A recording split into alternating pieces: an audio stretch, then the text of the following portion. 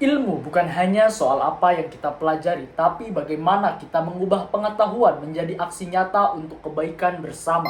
Assalamualaikum warahmatullahi. Selamat pagi semuanya, saya Rafli Anggara dari Program Studi Ilmu Komunikasi Universitas Ahmad Dahlan. Hari ini saya akan membahas topik yang cukup ironis, yaitu tingginya tingkat putus sekolah di kota pelajar. Judul ini menyoroti adanya masalah sosial yang cukup serius. Yogyakarta dikenal sebagai kota pelajar, tetapi ternyata masih ada masalah putus sekolah yang cukup memprihatinkan. Fenomena putus sekolah di Yogyakarta memang terbilang rendah jika dibandingkan dengan angka nasional. Namun, meskipun rendah, ini tetap menjadi masalah sosial yang penting untuk kita perhatikan. Salah satu hal menarik yang menjadi fokus saya adalah pengaruh budaya lokal, yaitu budaya Nrimo ing Pandum, yaitu menerima nasib apa adanya. Budaya ini seringkali membuat anak-anak terutama dari keluarga prasejahtera kehilangan motivasi untuk melanjutkan sekolah. Dari masalah ini kita sebagai mahasiswa memiliki peluang untuk berkontribusi, misalnya melalui edukasi, pendampingan, dan memberikan motivasi agar mereka tetap semangat bersekolah. Berikut adalah data resmi dari BPS dan Kemendikbud tahun 2003 yang menunjukkan angka putus sekolah di Yogyakarta. Untuk tingkat SD sebesar 0,11%, SMP sebesar 0,29%, dan SMA sebesar 0,32%. Sekilas angka ini terlihat kecil, tetapi jika kita lihat tren peningkatannya dari SD ke SMA, hal ini menunjukkan semakin besar resiko anak-anak untuk putus sekolah di jenjang yang lebih tinggi. Ini menjadi perhatian serius, terutama di wilayah yang dikenal sebagai pusat pendidikan. Dari data dan fenomena inilah kita belajar bahwa upaya peningkatan kualitas pendidikan tidak hanya soal angka, tetapi juga soal mengubah mindset dan budaya. Harapannya peran aktif kita semua, khususnya sebagai mahasiswa, dapat membantu mengurangi angka putus sekolah dan mewujudkan pendidikan yang lebih inklusif sesuai dengan tujuan SDGs poin keempat, yaitu Quality Education. Selanjutnya, mari kita lihat beberapa fakta dan data yang melandasi kajian ini. Dari sisi hukum, Undang-Undang 1945 Pasal 31 Ayat 1 dan 2 telah menegaskan bahwa setiap warga negara berhak mendapat pendidikan, serta pemerintah wajib menyelenggarakan satu sistem pendidikan nasional. Selain itu, Undang-Undang Nomor 20 Tahun 2003 tentang Sistem Pendidikan Nasional juga menjamin bahwa setiap warga negara berhak dan wajib mengikuti pendidikan dasar minimal 9 tahun. Dari segi metode, kami menggunakan metode deskriptif kualitatif dengan data sekunder dari BPS dan Kemendikbud serta hasil kajian pustaka. Analisisnya kami fokuskan pada pengaruh budaya lokal terhadap motivasi pendidikan, khususnya di daerah Yogyakarta. Dari data dan kajian tersebut, kami menemukan bahwa budaya Nrimo ing Pandum punya pengaruh besar terhadap angka putus sekolah.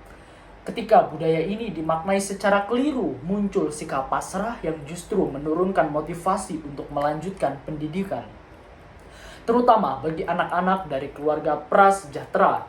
Selain faktor budaya, masalah ini juga diperkuat oleh faktor ekonomi dan keterbatasan akses pendidikan di wilayah pinggiran atau kabupaten yang jauh dari pusat kota.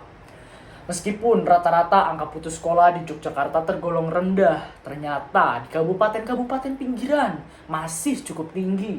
Dan ini perlu jadi perhatian kita bersama. Dari masalah ini ada beberapa saran dan bentuk kontribusi yang dapat dilakukan, terutama oleh kita sebagai mahasiswa untuk pihak yang peduli terhadap pendidikan.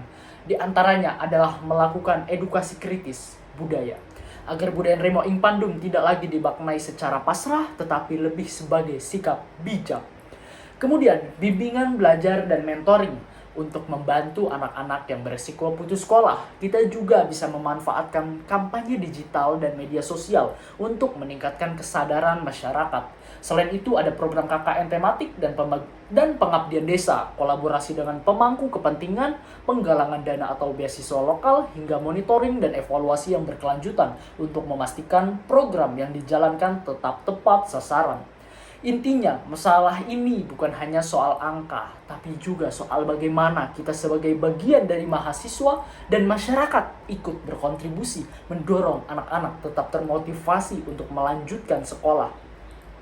Setelah kita membahas data, analisis, hingga saran dan kontribusi, sekarang mari kita lihat apa saja implikasi atau dampak dari masalah tingginya tingkat putus sekolah ini.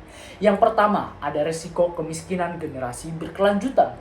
Ketika anak-anak berhenti sekolah, peluang mereka untuk mendapatkan pekerjaan yang layak jadi lebih kecil. Akibatnya, kemiskinan menjadi sulit diputus dan akan diwariskan ke generasi berikutnya.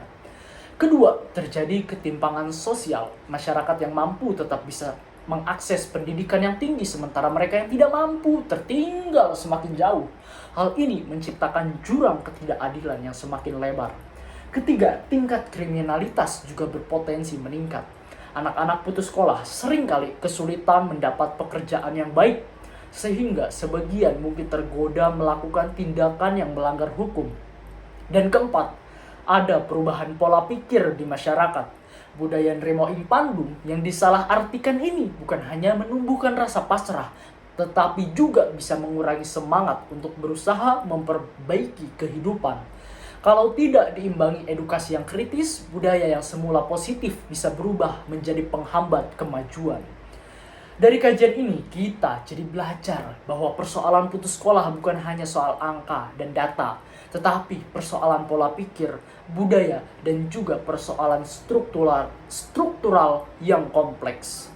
Nah, ayat ini mengajarkan kita untuk tidak berhenti berusaha dan selalu melanjutkan perjuangan, termasuk perjuangan untuk memperbaiki kualitas pendidikan di sekitar kita.